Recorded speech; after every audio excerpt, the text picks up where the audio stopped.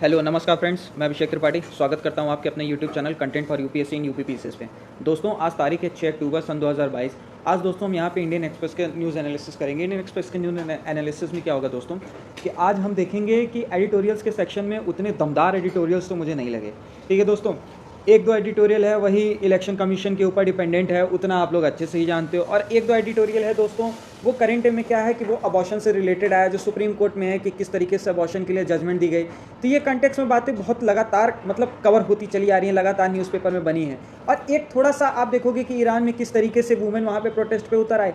तो वही सारे एडिटोरियल्स हैं। तो कोई ऐसा मुझे नहीं लगा कि जिन पे आपका एक अच्छा थॉट प्रोसेस डेवलप हो सकता है उस एडिटोरियल पे, तो उसको मैं यहाँ पे आज डिस्कस नहीं करूँगा। पर हाँ दोस्तों, करंट अफेयर्स के रिगार्ड में आप देखोगे कि आज आपको 4-5 करंट अफेयर मिल जाएगा। इकोनॉमी के कंटेक्स्ट में आप देखोगे दोस्तों कि किस तरीके से क्या है कि यूरोपियन यूनियन ने अब एक अपनी नई पहल की है, नई कोशिश की है कि क्या होगा कि ओपेक की कंट्रीज, जिसमें साथ में आप देखोगे ना ये जो पेट्रोलियम में अपने ग्रुप्स हैं, कुवैत है, सऊदी अरब वगैरह है, इवन रशिया के साथ इंक्लूड करके, कि यूरोपियन यूनियन एक टैकल करने की कोशिश करी रशिया को कि किस तरीके से रशिया के रेवेन्यू को कंप्लीट किया जाए। थोड़ा सा ऑयल मार्केट में अपने प्राइसेस को कम करके क्या है कि रशिया को हानि पहुंचाने की कोशिश है। तो इसको थोड़ा सा होलिस्टिक वे में देखेंगे।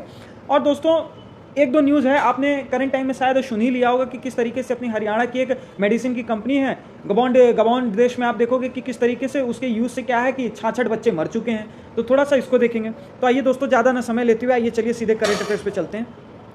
अब दोस्तों यहाँ पे पहला करंट अफेयर है हमारा। आप देखोगे कि किस तरीके से गंबिया में 66 बच्चे जो है वो मर गए।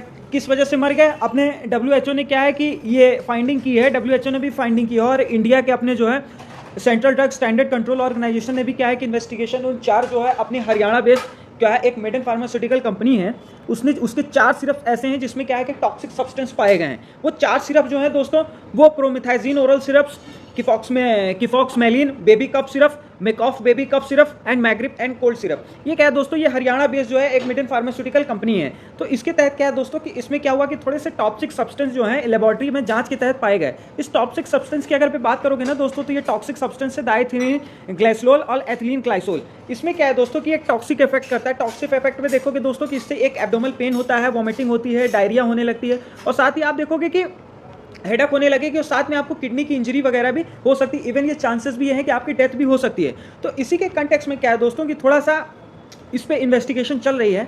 अब देखिए क्या है दोस्तों क्या नहीं है। अब WHO ने एक सर्विलांस जारी कर दिया है। ये भी कहा है कि अगर इवन कोई इसका यूज़ कर रहा हो तो आप इस पर थोड़ा सा रोक टोक लगा दीजिए, और साथ ही अगर आपकी जानकारी में कोई हो जो यूज़ कर रहा हो जिसके ऊपर ये आप देखोगे कि सारे सिम्टम्स दिखाई दे, तो फौरन उसको मेडिकल एडवाइस के लिए डॉक्टर के पास लेके जाइए। ठीक है दोस्तों, तो ये थोड़ा सा एक छोटी सी इंपॉर्टेंट न्यूज़ थी, इस वजह से इसको यहाँ पे हमने देख लिया। अब आइए चलिए दोस्तों, एक न्यूज़ और है उसको यहाँ पे देखते हैं।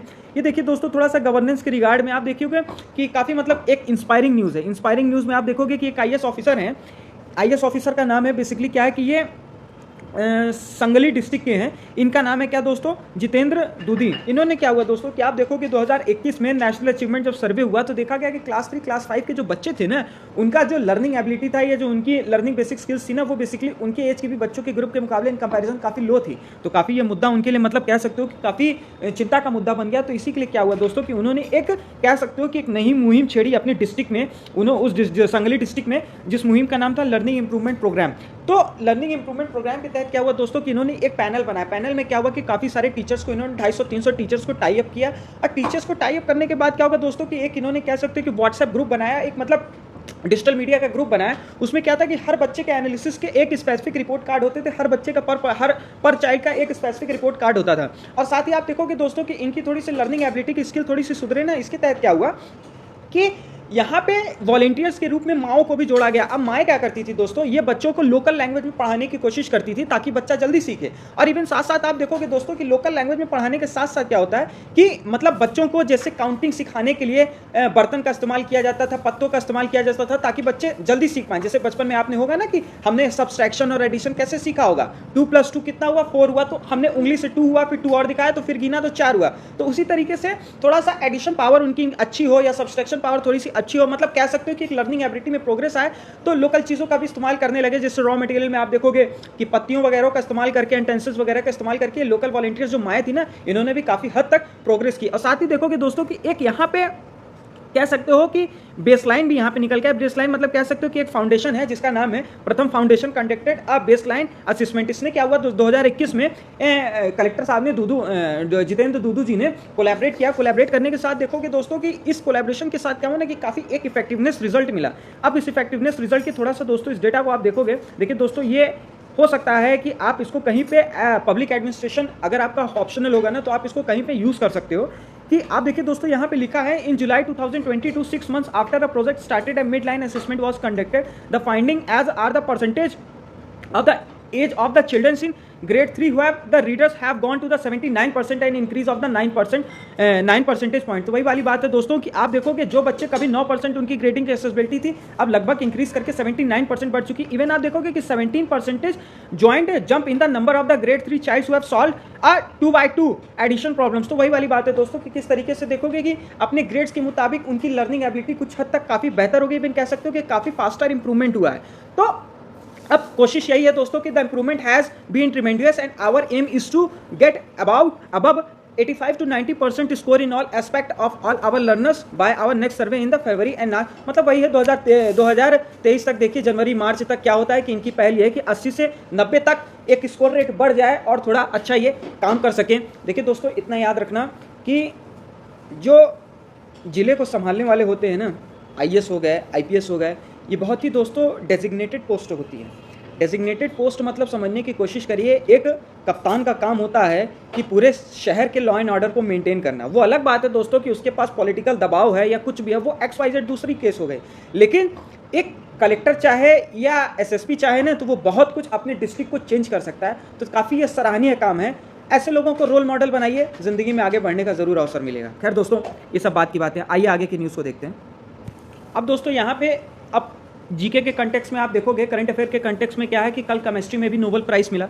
अब आप देखोगे दोस्तों कि हालांकि फिजिक्स में भी नोबेल प्राइज़ मिला था। मैंने आपसे वादा किया था कि मैं इस पे PPT के प्रेजेंटेशन के फॉर्म में इसको एक्सप्लेन करूंगा, उसके लिए माफ़ी चाहता हूं दोस्तों। कल फेस्टिवल था तो कल फ्रेंड्स वगैरह के साथ थोड़ा एंजॉयमेंट में हो गया, बाहर घूमने चला गया तो टाइम नहीं मिल पाया। पर हाँ चिंता मत करिए, आज शाम तक PPT अपलोड हो जाएगी, उसका प्रेजेंटेशन फॉर्म में मैं आपको पूरा एकदम बेहतर से बेहतर ढंग के समझाने की कोशिश करूँगा। अब दोस्तों इस केमिस्ट्री वाले में क्या था कि कोई इतना खास था नहीं, तो मैंने यहीं पर आपको एक्सप्लेन कर दे रहा हूँ। देखिए दोस्तों क्या है कि ये 3 साइंटिस्ट हैं। 3 साइंटिस्ट का नाम है कैरोलिन बैटोजी और सेकंड का नाम है मार्टिन मेडल और तीसरे का नाम है के बैरी शार्प्रेस। देखिए दोस्तों ये है तो काफ़ी टिपिकल नेम, याद तो मुझे भी नहीं होंगे, ठीक है दोस्तों। पर अब क्या है कि एग्जाम को पास करना है, ऐसा कहीं क्वेश्चन बन गया SSC वगैरह में या प्रीलिम्स वगैरह में तो जवाब तो देना ही पड़ेगा ना दोस्तों। लोग यहाँ पॉइंट समथिंग से रुक जाते हैं, ये तो खैर बहुत बड़ी बात हो जाएगी, ठीक है। तो अब किसी भी तरीके से घोट के ये नाम तो तीनों याद कर ही लेना।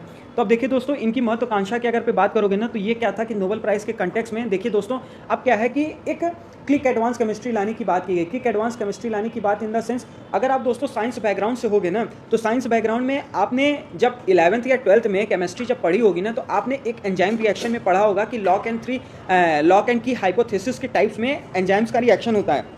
मतलब आप देखोगे कि जब किसी भी एंजाइम सबस्ट्रेट्स के साथ मिलता है ना तो एक एंजाइम कॉम्प्लेक्स रिएक्शन होता है, तब जाके कैटलिस्ट के काम करने लगता है और फास्टर रेट रिएक्शन बढ़ जाती है। तो उसी के कंटेक्स्ट में आप देखोगे कि यहाँ पे क्या हुआ कि थोड़ा सा एक इफेक्टिव एडवांस क्रिएशन किया गया है। इफेक्टिव एडवांस क्रिएशन के तहत देखोगे दोस्तों कि कई सारे मॉलिक्यूल्स को जोड़ के एक लार्ज मॉलिक्यूल्स बनाया गया। वो मॉलिक्यूल्स जो पहले कभी फिट नहीं हो रहे थे लेकिन उनका बढ़िया कोलैबोरेशन करके एक लार्ज मॉलिक्यूल्स को क्रिएट किया गया। अब देखिए दोस्तों ये जो लार्ज मॉलिक्यूल्स है ना इसको ये माना जा रहा है कि अब देखिए दोस्तों मैं आपको खाली एग्जाम के पॉइंट ऑफ व्यू से इंपॉर्टेंट बात बताता हूँ। ये जो मॉलिक्यूल्स है ना इसका ऐसा माना जा रहा है कि मान के चलिए जैसे आप कोई ये फार्मास्यूटिकल इंडस्ट्री के लिए एक रामबाण बन सकती है। फार्मास्यूटिकल इंडस्ट्री के लिए रामबाण समझने की सेंस कोशिश करिए कि आप जैसे मान लीजिए कोई भी मेडिसिन यूज करते हो ना तो मान के चलिए आप जैसे 100 mg की दवा यूज करते हो तो 100 mg की जो दवा आप यूज करते हो ना तो उससे जो रेसिडुअल वेस्टेज प्रोडक्ट होगा ना वो क्या होगा कि वो अपने मेटाबॉलिट्स के लिए अच्छा नहीं होगा। तो यही जो क्लिक एंड एडवांस केमिस्ट्री का कॉन्सेप्ट है ना, जब ये फार्मास्यूटिकल अपना लेगा ना तो ये जो वेस्टेज का प्रोडक्ट है ना ये क्या बेसिकली कन्वर्ट हो जाएगा। अब देखिए दोस्तों थोड़ा सा इसको डिटेल में यहाँ पे देखेंगे कि ये एंजाइम के कंटेक्स्ट में क्या बॉडी बिल्डिंग की यहाँ पे बात की जा रही है। एंजाइम के कंटेक्स्ट में देखिए दोस्तों यहाँ पे लिखा है कि it was the modification of the chemical reactions that had been known for the 40 years. मतलब क्या है कि 40 साल से लगभग क्या है कि जो केमिकल रिएक्शन चल रही थी ना उसके मॉडिफिकेशन को यहाँ पे करके एक nitrogen containing cyclic compound that has been used as the building block for a variety of the molecules in the drug industry. तो आप देखो कि किस तरीके से नाइट्रोजन कंटेनिंग साइक्लिक कंपाउंड को इस्तेमाल करके एक बिल्डिंग ब्लॉक्स जो है ड्रग इंडस्ट्री में वेरियस वेराइटीज ऑफ मॉलिक्यूल्स को क्रिएट करके मतलब नाइट्रोजन साइक्लिक कंपाउंड जो है उसको यूज करके एक वेरियस वेराइटी ऑफ मॉलिक्यूल्स को कंबाइन करके फार्मास्यूटिकल में एक ड्रग इंडस्ट्री में यूज किया जाता है। आप देखोगे दोस्तों कि the usual process also served by the products. However, Sharpless discovered the use of copper. देखिए दोस्तों याद रखना, However, the Sharpless discovered the use of copper as a catalyst eliminated by the byproducts although only the desired chemical was produced. तो वही वाली बात है दोस्तों की बहने, जैसे आपको पता है ना कि मेन मकसद क्या है कि वेस्ट मेटाबॉलिट्स जो निकलेगा ना उसको रिलीज करना ताकि वो हार्मफुल हमारे लिए टॉक्सिक ना हो पाए। तो वही वाली बात है दोस्तों कि पहले तो हमने ड्रग इंडस्ट्री में क्या हुआ कि जो मैंने आपको शुरू में समझा दिया कि कई सारे मॉलिक्यूल्स को जोड़ के एक लार्ज मॉलिक्यूल बनाया गया, ठीक है, क्लिक केमिस्ट्री के एडवांस के बेसिस पे। उसके बाद क्या होगा कि जब आप ड्रग फार्मास्यूटिकल इंडस्ट्री में जैसे यूज कर रहे हो ना, देखिए दोस्तों इसका जो मेन पर्पस, जो मेन मोटिव है ना, वो कैंसर के ट्रीटमेंट के लिए। कैंसर में क्या होता है ना दोस्तों, जब आप कैंसर में, टीबी में क्या होता है ना, जब आप हायर डोजेस की दवा लेने लगते हो ना, तो मेटाबॉलिट्स में क्या होता है दोस्तों, कभी कभी आपके बाल झड़ने लगते हैं, खून की कमियां आने लगती है, तो अक्सर ये सारे केसेस देखे जाते हैं। तो जो वेस्ट प्रोडक्ट्स निकलेगा ना वो हमारे मेटाबॉलिज्म के लिए हार्मफुल हो जाता है। तो उसी को कह सकते हो कि डाइल्यूट करने के लिए ये कॉपर कैटलिस्ट का इस्तेमाल किया जाएगा, जो बाय प्रोडक्ट्स को कैसे कर सकते हो कि बिल्कुल एलिमिनेट करने की कोशिश करेगा। ठीक है दोस्तों, तो यही सब इस न्यूज़ में था। अब दोस्तों चलिए आगे की न्यूज़ को देखते हैं।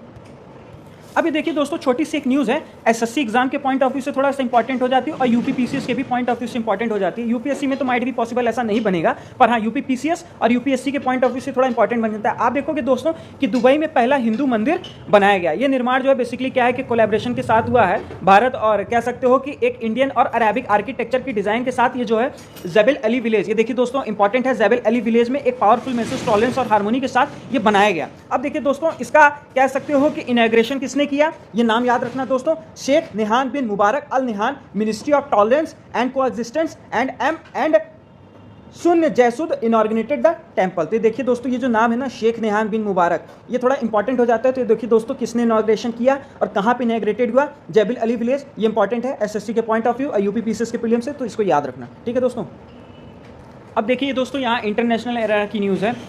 ओपेक की कंट्रीज़ ने क्या है, ओपेक ने क्या है कि बेसिकली यूएस के कह सकते हो कि डिस्पाइट यूएस प्रेशर पे एक कह सकते हो कि रशिया को टैकल करने के लिए, अभी तक क्या था कि रशिया की जो ऑयल प्राइसेस जो चल रही थी उसको टैकल करने के लिए अब ओपेक की कंट्रीज़ भी अपने दाम को कम करने की फिराक में आ चुकी हैं। अब देखिए क्या है दोस्तों, ये जो यूरोपियन यूनियन है ना, इन्होंने टाइज कर लिया। अब आप देखोगे दोस्तों कि ये मीटिंग कहाँ हुई थी, थोड़ा सा इंपॉर्टेंट है। इस मीटिंग के कंटेक्स्ट में देखोगे दोस्तों कि 2020 के कोविड पैंडेमिक के बाद आप देखोगे since 2020 Covid pandemic at the Vienna meeting on the Wednesday curbing supply in an already tight market despite pressures from the US and the other to pump more। तो वही वाली बात है दोस्तों कि किस तरीके से ऑयल के प्राइसेस को जो है $120 से लगभग $90, मतलब 3 months एगो फियर ग्लोबल इकोनॉमिक रिसेशन, और देखोगे कि किस तरीके से डॉलर के इंटरेस्ट रेट्स को और स्ट्रॉन्गर डॉलर को मजबूत करने के लिए जो ग्लोबल इकोनॉमिक रिसेशन आया ना, उसके तहत में क्या किया, डिसीजन लिया गया। अब देखिए दोस्तों, कहीं ना कहीं ये डिसीजन क्या था कि रशिया के मार्केट को टैकल करने के लिए भी है। इतना याद रखना दोस्तों कि सबसे ज़्यादा अगर कोई रशिया के साथ खरीदारी करता है ना तो वो चाइना और इंडिया है। तो रशिया का सबसे बड़ा जो खरीदार है ना उसके ऑयल्स का, आप देखोगे दोस्तों कि उसकी मार्केट का सबसे बड़ा खरीदार चाइना और इंडिया है। तो कहीं ना कहीं ये जो ओपेक की कंट्रीज़ है ना, अब इनका क्या है कि ये टाई अप करने की कोशिश कर रही हैं ऐसी कंट्रीज़ को। इंडिया और चाइना जैसी कंट्रीज़ को क्या करेंगी कि थोड़ा सा लुभाने की कोशिश करेंगी, ताकि क्या होगा कि इंटरनेशनल मार्केट में जब प्राइसेस में फ्लक्चुएशन आने लगेगा ना तो थोड़ा सा आदमी प्रॉफिट की तरफ जाने लगेगा। तो वही वाली बात है दोस्तों, इनका जो मेन मोटिव है ना, जो लार्जेस्ट कंज्यूमर है ना उनको लुभाने का ही है। ठीक है दोस्तों, तो अब दोस्तों यहाँ पे एक छोटी सी न्यूज़ है, इसको देखेंगे और दोस्तों हम चाहें तो इससे कुछ थोड़ा बहुत सीख भी सकते हैं।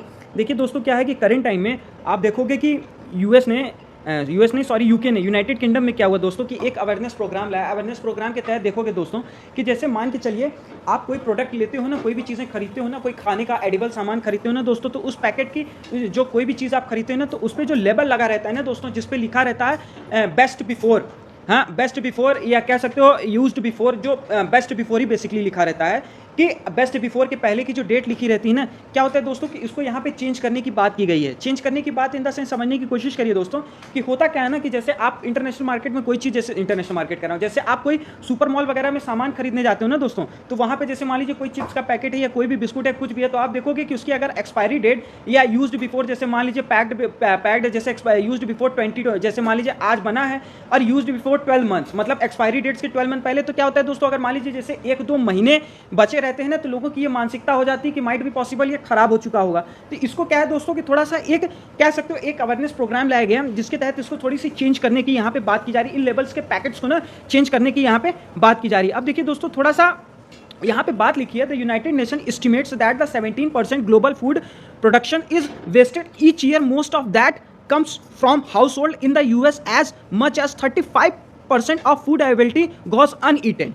तो वही वाली बात है दोस्तों कि आप देखोगे that adds up to a lot of the wasted energy include the water, land and the labour that goes into the food productions and higher energy house gas emissions when wanted to utilise into landfills. तो वही वाली बात है दोस्तों कि जिस products को बनाने में आप देखोगे कितना ज्यादा हाई लेबर कॉस्ट लगा, एनर्जी एमिशंस लगे और कह सकते इतना सारा इन्वेस्टमेंट लिखा, एक छोटे से लेवल के चलते क्या हुआ कि वो वेस्ट हो गया, पूरा प्रोडक्ट वेस्ट हो गया। तो अब क्या है दोस्तों कि करंट टाइम में यही यहाँ पे एक सजेशन दिया गया है कि इसको थोड़ा सा चेंज किया जाए। अब इस सजेशन में क्या है देखिए दोस्तों, एक थोड़ा सा इंपॉर्टेंट बात है। होता क्या है दोस्तों कि ये थोड़ा सा पॉइंट ऑफ व्यू इंपॉर्टेंट हो सकता है आपके नॉलेज के प्रोस्पेक्टिव से, मुझे अच्छा लगा तो मैं यहाँ पे बोलता हूँ आपसे कि डेट का जो लेवल होता है ना मैन्युफैक्चर्स प्रोडक्ट्स है, ये क्या होता है दोस्तों कि 1970 में अडॉप्ट किया गया था। और ये क्या होता है, ये कंज्यूमर को एक आंसरेबल फॉर्म होता है कि जिसमें क्या है कि प्रोडक्ट की फ्रेशनेस को बताता है। अब आप देखोगे गवर्नमेंट का कोई ऐसा फेडरल रूल नहीं है कि वो इन प्रोडक्ट्स को मैन्युफैक्चर को मतलब कह सकते हो कि